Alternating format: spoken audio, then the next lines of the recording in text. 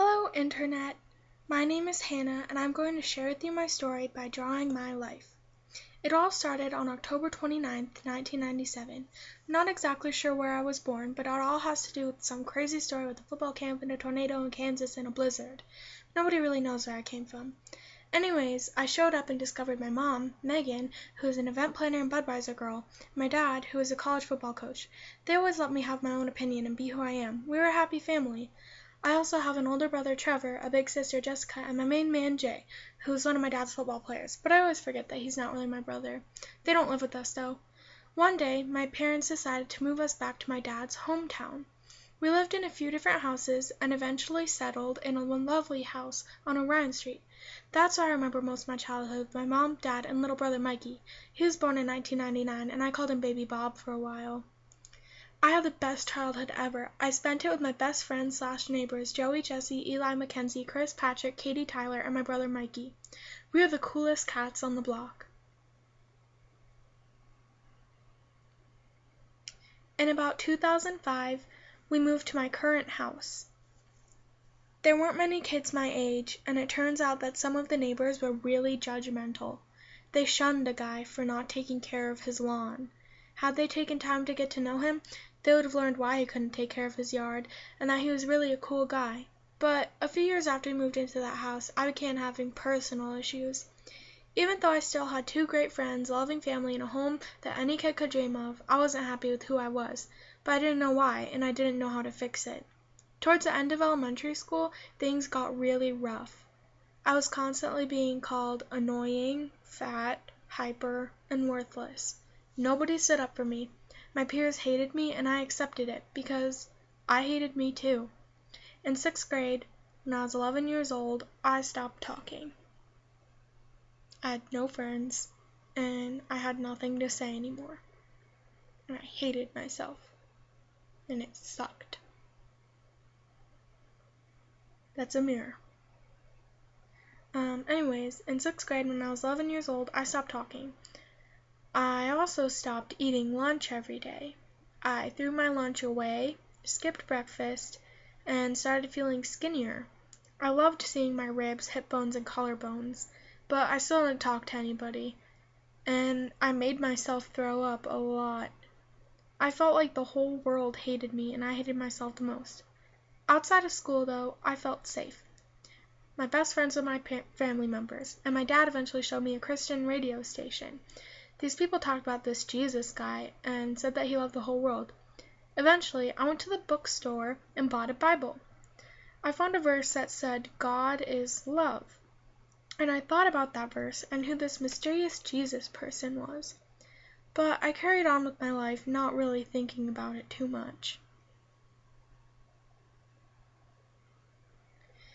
In middle school, things got really rough. I already said that about 6th grade, but yeah, things got bad in middle school, like super bad. I found myself getting more and more sad every day. I talked some days, but a lot of the time I was quiet. I also started having frequent panic attacks. A teacher even asked my mom if I ever talked. A school counselor noticed my restrictive eating habits, anxiousness, and silence, and had me come talk to her once a week. For a whole year. I also started going to church, and that church was way different from any other church I'd ever been to. It was called Red Rocks. These people were honest about their mistakes, and I even got baptized there.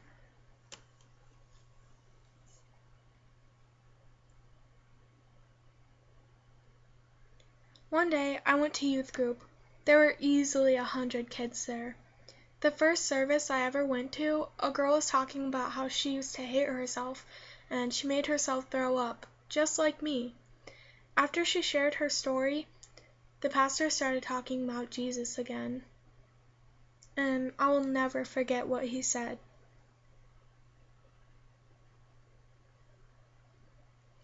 I felt like he was talking directly to me, and the sound around me had been drowned out. He was talking about how all humans are imperfect, And we may hate ourselves and others may hate us, but no matter how much hate there was or what mistakes we make, God would always love us. I'd never heard that before, and I thought that about that verse that I discovered in 6th grade, and I hated myself so much. I wanted others to feel this happiness too, and I made sure never to judge somebody and try to get to know them and understand their point of view. I also made sure that I would never hate somebody. It was awesome. I still struggled with one thing though, and it was hating myself. Freshman year started, and that was easily the worst year of my life. I lost one of my best friends who made sure that my first week of school was the worst week I ever have. I don't even think she knew she was hurting me so much.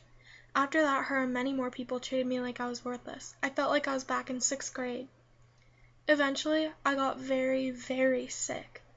I didn't attend school for 53 days altogether, and I also became too weak to go to church. But the hate from my peers persisted online and via my phone.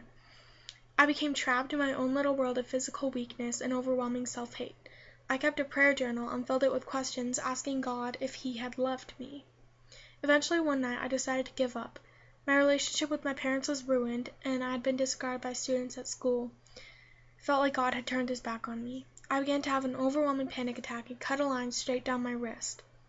Soon, my amazing little brother came into my room. He told me that I was wrong, and that he wouldn't be able to live his life if mine was thrown away. He took my scissors and told me he loved me, and I can't explain how grateful I am for what he did. He calmed me down to where I was no longer having an anxiety attack, and luckily, the most harm I gave to myself that night was a thin scar. Soon I began going back to youth group. I broke down crying and told one of the leaders about my deep depression. I told her I felt like God didn't love me anymore, but all she said was that His love is unfailing, even though I may not feel Him with me. She told me that His arms are always open to me and how I just have to pursue Him with all my heart.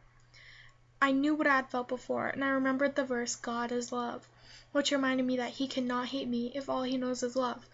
So I decided to try to pursue Him with all my heart.